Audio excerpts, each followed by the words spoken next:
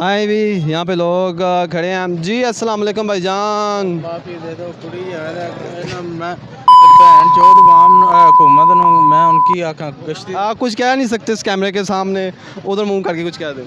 کیوں نہیں کہہ سکتے, اسی تے بہن جان کھلوتے تھے, کڑی دے پترا نے نا ذلیل کر کے رکھ دیتا, پہلے 30 ودایا پھر 30 ودایا, ساڑیاں تے ملاں چلدیاں نے. اچھا بھائی جان کیا کرتے ہیں آپ؟ کیا رکشا چلانے, اور اسی تے کی کرنا, رکشا چلاتے ہیں آپ؟ ہاں سواری پیسے نہیں پورے دیندی, کدھر جائیے اسی. سواری پیسے نہیں دیتی. اور یہ دیکھیں یہ ہے ہماری عام عوام. گھنٹے ہو گئے لائن چ لگے ہیں, اگوں کواری آ ایڈے پمپ والے نے وہ کئیاں نے بند کیتے نے, جنہ کو لگا وہ دیندے نہیں پے نے. انہوں نے پتا ہے کہ تیل صبح 30 روپے ود جانا, انہوں نے پہلے ہی بند کر دیتا. ایک کھلیا تو 200 تو ود دے نہیں رہے ہیں. اسی کی کریے, مریے کہ جیویے.